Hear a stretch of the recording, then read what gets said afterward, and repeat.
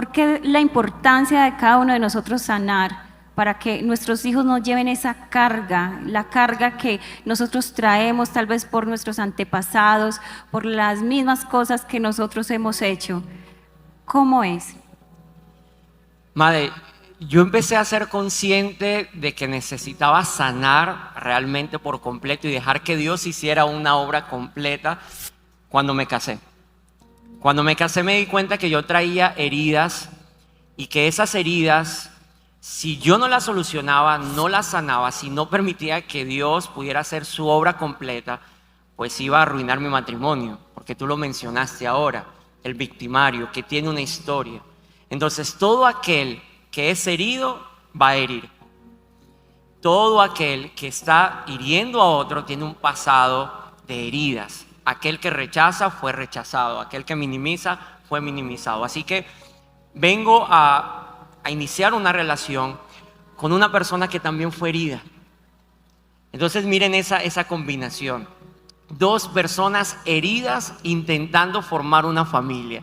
Y aquí hago un paréntesis. ¿Quieres formar una familia? ¿Estás comenzando una familia? ¿Es tu anhelo tener una familia sólida que tenga bienestar? Sana primero. No comiences una familia, no comiences un vínculo familiar con heridas abiertas. Así que mi esposa también venía muy herida por ausencia de padre, por un padre que la abandonó, que la rechazó.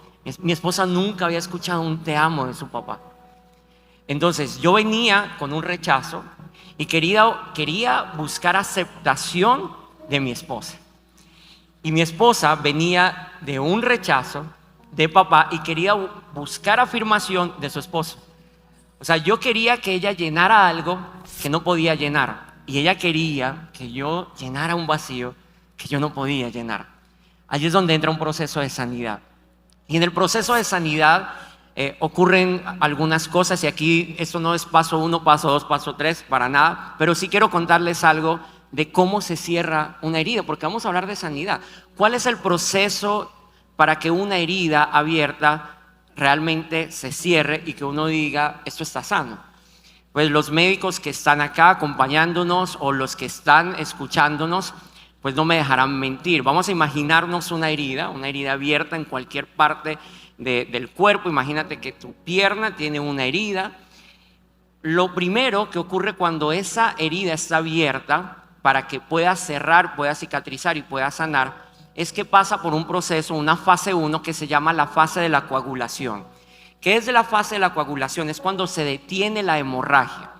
Si hay una herida abierta en mi pierna y yo voy donde un médico y le digo, o sea, que se cierre, ellos no pueden cerrar esa herida si primero no detienen la hemorragia.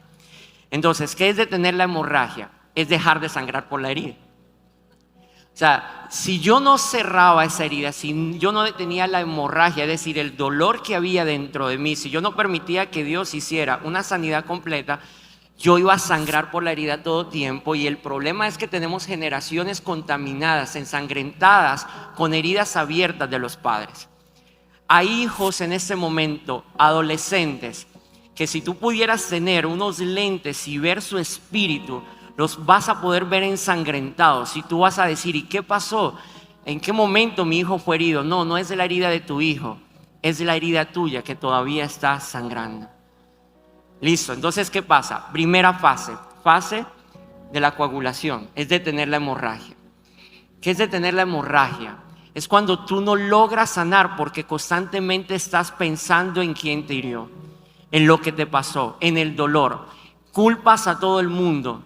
Yo no sé si ustedes han escuchado, Pastor David, Madre, personas que siempre justifican su presente por el dolor de su pasado. ¿Y qué pasó? ¿Por qué estás viviendo eso? No, es que tú no sabes, a mí me hicieron esto, a mí me hicieron. Y viene una historia. Yo siempre he dicho, nosotros podemos ser prisioneros del pasado o producto de él. Yo prefiero ser producto del pasado que prisionero de él. Ahora viene una segunda fase. La segunda fase es que el cuerpo, Dios nos hizo tan perfectos. Y mire lo que Dios permitió que hiciera nuestro cuerpo naturalmente. Y es que cuando se detiene la hemorragia, como la herida está abierta, en la piel quedan microfibras, microorganismos de piel dañada. O sea, algo que ya no sirve. Esa fase es una fase de soltar, donde el cuerpo deja que esos microorganismos que estaban malos, dañados, esa piel dañada, vaya saliendo por sí sola, ¿sí? Entonces, la segunda fase para cerrar una herida, ¿cuál es entonces? Soltar. Soltar. ¿Y cómo se suelta? ¿Dónde se suelta, Gustavo? Vengan a mí todos los que están cargados y angustiados, que yo los haré descansar. ¿Dónde se suelta el dolor? En la cruz. ¿Dónde se suelta el dolor? Frente a los pies del Maestro, de tu Padre.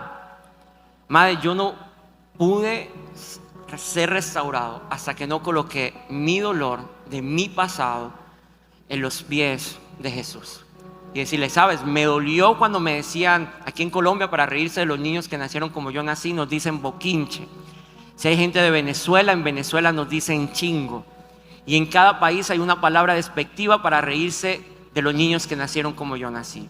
Y escuchar todos los días que yo era el boquinche, el chingo, gente que me escuchaba hablar y hacía mofas de mi palabra, de mi manera de hablar, me dolió, me hirió, pero tuve que soltarlo. Esa es la segunda fase. La tercera fase, mire lo que ocurre.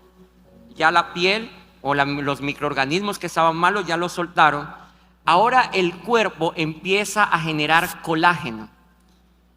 ¿Y qué es el colágeno? El colágeno es lo que prepara a la piel para que se pueda cerrar. Es decir, si ustedes tienen unas cicatrices, mis cicatrices, los que las puedan ver o me han visto, o si usted tiene una cicatriz, si usted ve esa cicatriz, para que usted vea que es como una piel nueva, es gracias al colágeno. Entonces se necesita colágeno para que se cierre esa herida. Ahora escuchen algo, el perdón es el colágeno del alma. Tú lo dijiste ahora, perdonar. Madre, tú lo mencionaste, perdonar. El perdón es el colágeno del alma. Hasta que yo no perdoné a los que me señalaron, se rieron, se burlaron, me golpearon, hasta que mi esposa no perdonó a su padre por su ausencia. De verdad, no de decir, sí, yo lo perdono. Sí. Mi esposa decía eso, cuando le hablaban de su papá, sí, yo no, pero no tengo nada.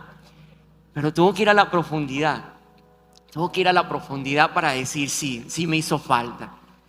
Sí me hizo falta, y mi esposa me lo contaba y me decía, cuando fui a la profundidad me di cuenta que me hizo falta que mi papá me sentara en sus piernas, me abrazara, me dijera, hija, te amo. Me hizo falta cuando llegaba al colegio y veía a todos celebrando el Día del Padre. Yo tenía que esperar a mi abuelito. Abuelito no es papá. Me hizo falta.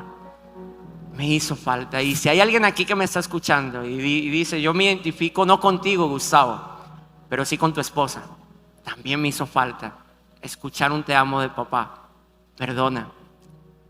Él te dio lo único que tenía. Nadie puede dar lo que no tiene. Perdona. Sí, pero es que él me abandonó, Gustavo. Él me abandonó. Él se fue. Ni siquiera me dio el apellido. Perdona.